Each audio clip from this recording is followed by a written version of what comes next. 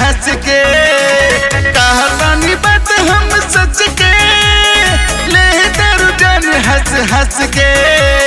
गोरी तोरी गजबे कमर लचके, गोरी तोरी गजबे कमर लचके, गोरी तोरी गजबे कमर लचके, गोरी तोरी गजबे कमर लचके।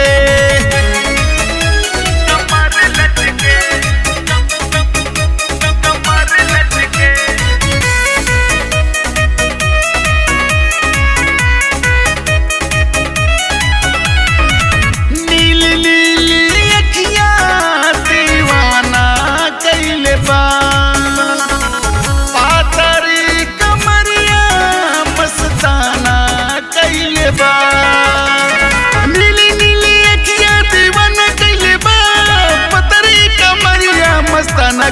बा। सटल पे मरे तरु झटके, नाच तरु जान सट सट के। गोरी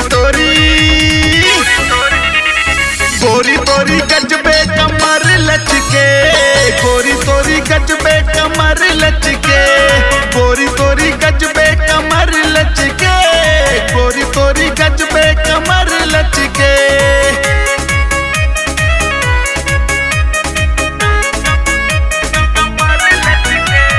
म्यूजिक बाय जीतू सिंह। दिलवा लगाना तू राजा से, जय बुनी कर गोरी तू हमारा से मिलके।